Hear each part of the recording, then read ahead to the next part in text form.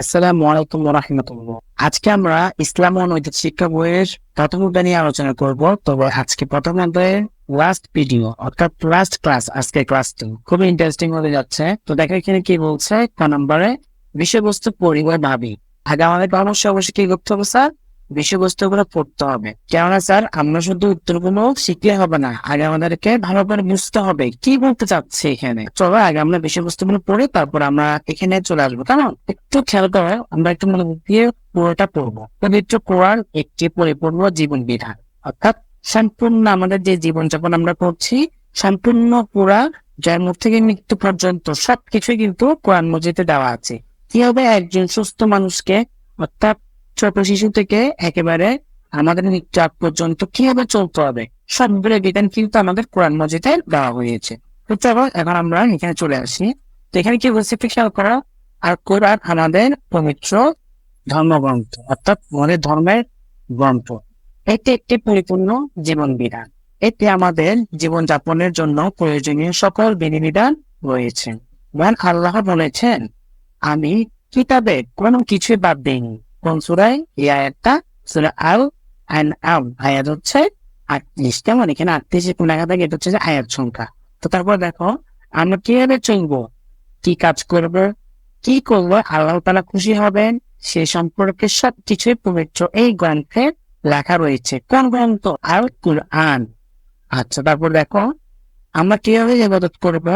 পবিত্র কুরআনে তার বর্ণনা রয়েছে কিভাবে ভালো কাজ করব ও মন্দ কাজ থেকে বিরত থাকবো, তার পবিত্র কোরআনে বলা হয়েছে।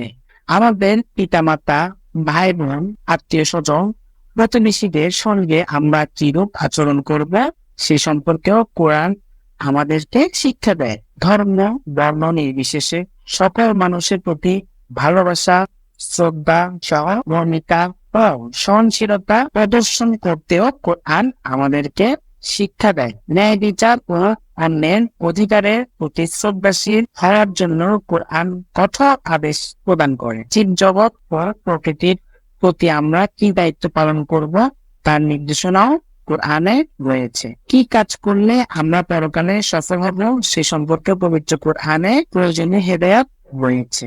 পবিত্র কোরআনে আল্লাহ কাজের যেমন আদেশ রয়েছে তেমনি সমাজের জন্য ক্ষতিকারক যে কোনো কাজ থেকে বিরত থাকার নির্দেশনা রয়েছে।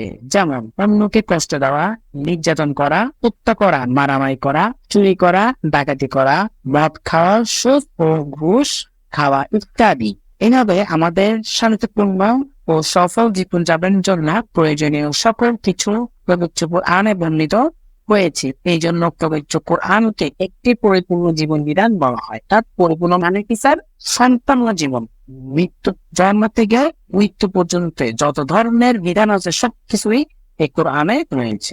আমরা আমাদের দৈনন্দিন জীবনে সকল কাজে কোরআনের বিধান অনুসরণ করব। সদা সত্য কথা বলবো, বন্ধ কাজ থেকে বিরত থাকবো, মাতা পিতা ও বড়দের শ্রদ্ধা করবো, ছোটদের স্নেহ করবো, সহপাঠীদের সঙ্গে বন্ধুত্বপূর্ণ সম্পর্ক গড়ে তুলব, হিংসা, অহংকার ও অন্যের দোষ খুঁজে বেড়ানো থেকে বিরত থাকবো, ঝগড়া ফাসাদ ও মারামারি করা থেকে বিরত থাকবো, অন্যের উপকার করব, নিজের জন্য যা উত্তম অন্যের জন্য তা উত্তম মনে করব, নিজের জন্য যা অপছন্দনীয় অপরের জন্য তা অপছন্দনীয় মনে করব। অর্থাৎ আমার কাছে যদি দেখে মনে হচ্ছে না এটা অপছন্দনীয় জিনিস, তো অবশ্যই অন্যের কাছেও কি এটা আমাকে বুঝতে হবে। আর আমার কাছে কি একটা জিনিস অপছন্দ মনে হচ্ছে, তাহলে ওইটা কি অন্যজনের কাছে কি ওইটা অপছন্দ হবেই। ধরো আমি যদি কাউকে গালি দিই, এটা একটা খারাপ কাজ, তো অন্যজনের যেটা দিবে সেটা ঠিক একটা খারাপ কাজ, অপরের জন্য তা পছন্দনীয় করবো। মানুষ, প্রকৃত ও জীব জগতের যত্ন নিব, সর্বোপরি আমরা মহান আল্লাহর ইবাদত অনুশীলন করবো। আশা করি তোমরা এটা সম্পূর্ণতা বুঝতে পেরেছো। তো এখন আমরা কথা না বাড়িয়ে উত্তরে চলে আসে। দেখো এই যে এগুলো কিন্তু একটু দেখতে মনে মনেও কিন্তু খুবই সহজ, বুঝছো? সহজ ভাষায় লিখে দেওয়ার চেষ্টা করেছি। তো একটু খেয়াল করে এখানে এক নাম্বারটা কি বলেছে। এখানে এক নাম্বারটা বলেছে পবিত্র কোরআন মজিদে আমাদের জীবন যাপনের জন্য প্রয়োজনীয় সকল বিধিবিধান রয়েছে। 2 নাম্বারে কি দেখছি দেখো, আমরা কিভাবে চলবো, কি কাজ করবো আল্লাহ তাআলা খুশি হবেন সবকিছু কোরআনে রয়েছে। 3 নাম্বার, আমরা কিভাবে ইবাদত করবো তা পবিত্র কোরআনে রয়েছে। 4 নাম্বার, কিভাবে ভালো কাজ করব ও মন্দ মানে খারাপ, কেমন কাজ থেকে বিরত থাকবো তা পবিত্র কোরআনে রয়েছে। 5 নাম্বার দেখো, পিতামাতা, ভাই বোন, আত্মীয় স্বজন ও প্রতিবেশীদের সঙ্গে আমরা কিরূপ আচরণ করব তা পবিত্র কোরআনে রয়েছে। এগুলো হচ্ছে স্যার, অর্থাৎ পবিত্র কোরআনে যে একটি পূর্ণাঙ্গ জীবন বিধান এই সম্পর্কে আমরা এগুলো বর্ণনা করেছি, অর্থাৎ 5টি বাক্য লিখেছি। আশা করি তোমরা এটা বুঝতে পেরেছ। তারপর আমরা দেখো এখানে কি বলেছে, পবিত্র কোরআনে শিক্ষা অনুযায়ী অর্থাৎ অনুসারে 5টি করে করণীয়, বর্জনীয়। করণীয় মানে কি, যেটা আমরা পারবো, আর বর্জনীয় মানে কি, যেটা আমরা বর্জন করবো, মানে আমরা করবো না, সেটা হচ্ছে বর্জনীয়। কাজের একটি চার্ট তৈরি করি, কাজটি জোড়াই করি। এটা একটা কিন্তু ঘরের মতন, তাই না? এটাকে আমরা চার্টও বলি, কেমন?